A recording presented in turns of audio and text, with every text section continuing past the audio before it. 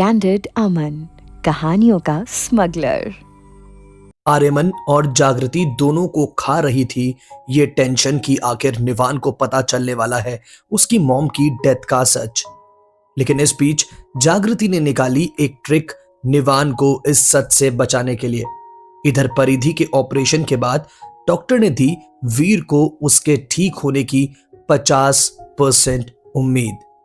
आर्यमन आ पहुंचा है निवान और जागृति के साथ कोर्ट में। आखिर क्या ट्रिक यूज की है जागृति ने निवान को उसकी जिंदगी के सबसे बड़े दुख से बचाने के लिए, और आखिर क्या चल रहा है कहानी के इस भाग में, आइए सुनते हैं। आर्यमन की बात सुनने के बाद जागृति जैसे कहीं खो चुकी थी। आर्यमन ने जागृति के चेहरे के सामने हाथ हिलाते हुए कहा, इट्स ओके जागृति, मैं सब संभाल लूंगा। निवान को मैं उसकी मां से दूर नहीं करूंगा और ना ही उसे उस निर्मय मेहरा के हाथों में जाने दूंगा।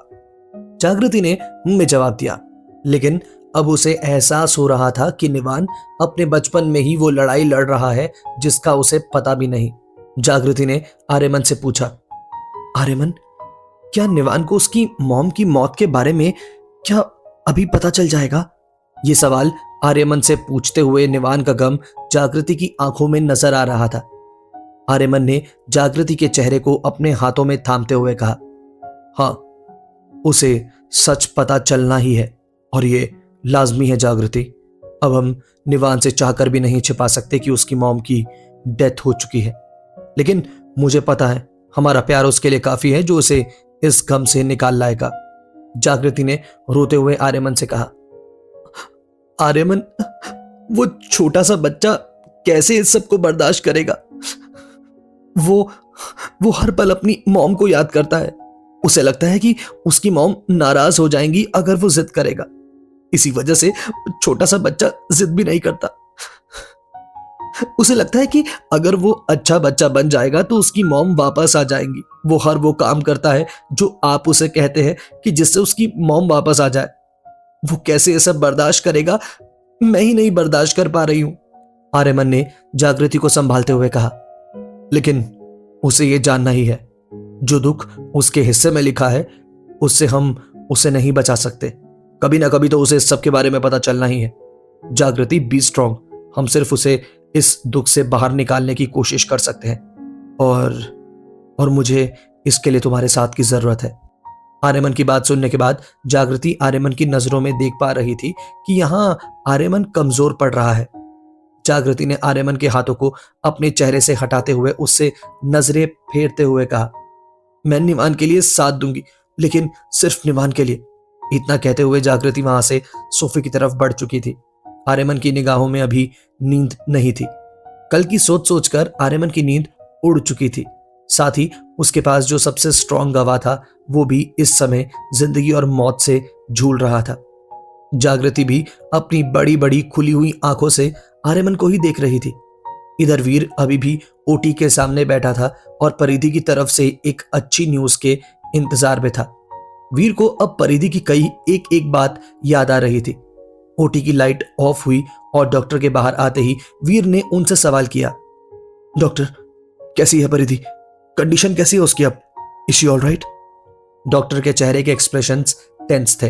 वीर के पूछने के बाद डॉक्टर ने उसे बताया, परिधि की सर्जरी हो चुकी है, लेकिन अभी खतरा उनके ऊपर मंडरा रहा है। मुझे उम्मीद है कि वो अगले 24 घंटे में रिकवर कर जाएंगी, लेकिन इसकी उम्मीद भी 50% ही है। मैं आपसे झूठ नहीं कहूंगा, लेकिन चांस सिर्फ 50% का है। इतना कहते हुए डॉक्टर ने वीर के कंधे को थपथपाया, जिसके बाद वो वहां से जा चुके थे। डॉक्टर के इंस्ट्रक्शन पर परिधि को वहां से आईसीयू में शिफ्ट कर दिया गया।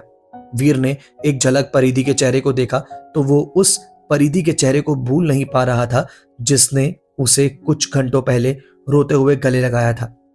वो उसका सहारा चाहती थी, लेकिन वीर ने उस पल पत्थर दिल होते हुए परिधि और अपने बीच में दूरियां बना ली। वीर को अब इस बात का अफसोस हो रहा था, लेकिन वो कुछ नहीं कर सकता था। इस समय वो परिधि को एक पल अकेले नहीं छोड़ना चाहता था। इधर हॉस्पिटल में वीर की और उधर घर पर आर्यमन और जागृति की सुबह जागते हुए हुई थी। सुबह के लगभग 8 बजे जागृति ने आर्यमन से कहा, मैं आपके लिए कॉफी भेजती हूं। आर्यमन ने में जवाब दिया, जिसके बाद उसने आगे बढ़ते हुए जागृति के हाथ को थामते हुए कहा, वेट जागृति। जागृति पलटी तो आर्यमन ने उससे कहा, निवान को भी रेडी कर दो, वो भी हमारे साथ जाएगा। जागृति ने में जवाब दिया और रूम से बाहर चली गई। आर्यमन अपने सर को पकड़कर बैठा था। इतने टाइम जिस दुख के ताप से उसने निवान को बचाया था और उसकी ढाल बना था, अब वही ताप निवान तक पहुंचने वाली थी। अब वो समय आ चुका था। आर्यमन ने गहरी सांस ली और अपने लॉयर को कॉल किया। हेलो केशव, 11 बजे कोर्ट के बाहर मुलाकात होगी। इतना कहते हुए आर्यमन ने फोन रखा और अपने लिए वार्डरोब से कपड़े निकालते हुए वो वहां से वॉशरूम की तरफ बढ़ गया। इस बीच आर्यमन की कॉफी उसके रूम में आकर उसकी टेबल पर रखी जा चुकी थी और जागृति वहां से निवान के रूम में पहुंच चुकी थी। जागृति ने देखा तो निवान हमेशा की तरह अपनी मॉम की नाइट स्टैंड पर रखी हुई फोटो को अपने सीने से लगाए सो रहा था। निवान अभी भी नींद में था। जागृति चलते हुए निवान के सिरहाने आकर बैठ गई। उसने निवान के माथे पर हाथ फेरते हुए झुककर उसके माथे को किस किया। जागृति के इस किस के बाद निवान उठ चुका था। निवान ने अपनी ऊपर झुकी हुई जागृति को अपने दोनों हाथों से हक करते हुए मुस्कुराते हुए कहा, गुड मॉर्निंग मामी।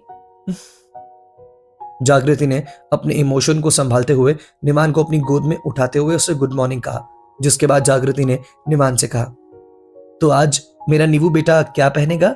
निवान ने जागृति की तरफ सवालिया नजरों से देखते हुए कहा, मामी आज हम भी कहीं घूमने जा रहे हैं। जागृति ने निवान को जवाब दिया, हाँ बेटा, आज मामा हमें घुमाने लेकर जा रहे हैं। तो बताओ निवान क्या पहनेगा? जागृति इस बीच निवान को अपने साथ उसके वार्डरोब की तरफ ले आई। निवान ने हाथ बढ़ाते हुए वार्डरोब से अपने लिए कपड़े निकाल लिए। जागृति ने निवान से कहा, नीवू बेटा आज हम एक गेम खेलने वाले हैं। निवान ने एक्साइटेड होते हुए जागृति से पूछा, कौन सा गेम मामी? जागृति ने निवान को समझाया, बेटा ये गेम हम घर से बाहर खेलने वाले हैं। वहां बहुत सारे लोग होंगे और सब लोग मिलकर गेम खेलने वाले हैं। आपको वहां किसी की भी बात को सीरियसली नहीं लेना। आप बस ये सोचना कि आप एक गेम खेल रहे हो। निवान ने हाँ में जवाब दिया, जिसके बाद जागृति ने निवान से पूछा, नीवू का हीरो कौन है? निवान ने एक्साइटेड होते हुए जागृति की बात का जवाब दिया, आर्या मामू। जागृति ने निवान के गाल को किस करते हुए कहा, तो फिर आज के गेम के हीरो हैं निवान के आर्यमन मामू और छोटा हीरो है हमारा निवान। जैसे आर्यमन और निवान अपने अपने कैरेक्टर प्ले करेंगे, वैसे ही वहां मौजूद सभी लोग अपने अपने रोल को प्ले करेंगे। निवान ने अपने दोनों हाथों को हवा में उठाते हुए कहा, ये इट विल बी फन मामी। जागृति ने निवान के गाल को चूमते हुए कहा, और इस गेम को खेलने के बाद निवान को मिलेगा एक प्राइज। बोलो क्या चाहिए निवान को? निवान ने अपनी उंगली को अपनी चिन पर रखते हुए सोचा और जागृति से कहा, मुझे मम्मा से बात करनी है। मुझे उनकी बहुत याद आ रही है। जागृति ने निवान के सर पर हाथ फेरते हुए कहा, हाँ बेटा, आपकी मामी आपकी मम्मा से बात करवाएंगी। Deal done. अब आप जाकर नहाओ और रेडी हो जाओ। निवान को उसने अपनी गोद से नीचे उतारा तो निवान वहां से दौड़ते हुए वॉशरूम में जा चुका था। जागृति वहीं निवान के बेड पर बैठकर उसके नहा कर आने का इंतजार करने लगी।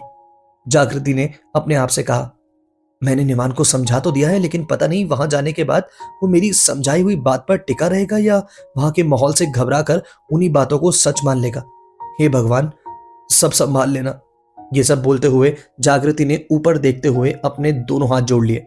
लगभग 10 मिनट में क्यूट नीवू एक छोटा सा बाथरोब पहनकर वॉशरूम से बाहर आया। जागृति ने निवान को देखते हुए कहा, नीवू बेटा, आपको किसी ने कहा कि आप बहुत हैंडसम हो, अपने मामू से भी ज्यादा।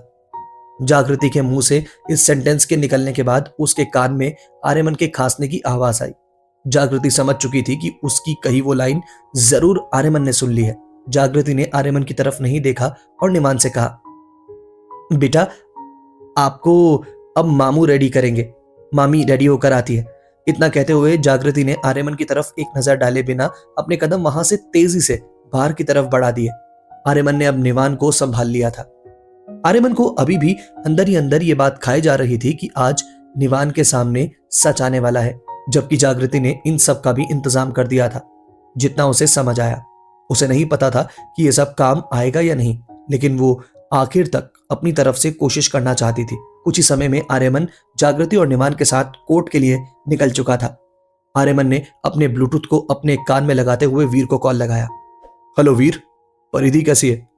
वीर ने थकी थकी आवाज में जवाब दिया।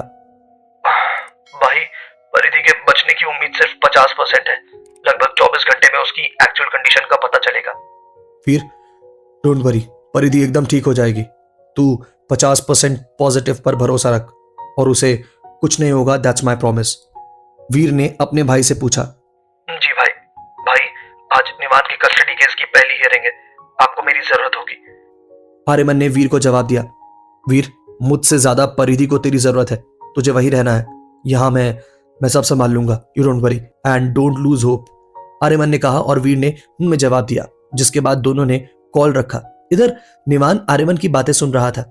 उसने आर्यमन से पूछा, मामू, परिधि मिस को क्या हुआ? आर्यमन के बोलने से पहले जागृति ने निवान को उसकी बात का जवाब दिया। बेटा, आप भूल गए मामी ने आपको सुबह क्या बताया था? इतना ही कहा था जागृति ने जब निवान ने जागृति की तरफ अपनी आंख विंकी। आर्यमन तो दोनों के इन इशारों में होने वाली बातों को देखते ही रह गया। उसे पता था कि कुछ तो चल रहा है जागृति के दिमाग में, लेकिन अब आर्यमन के पास पूछने का समय नहीं बचा था। आर्यमन की कार अब तक कोर्ट के बाहर पहुंच चुकी थी। क्या जागृति की ट्रिक करेगी काम? और क्या होगा जब निवान के डैड उसके सामने करेंगे उसके ऊपर क्लेम? क्या परिधि की बचेगी जान? जानेंगे कहानी के आगे के सफर में।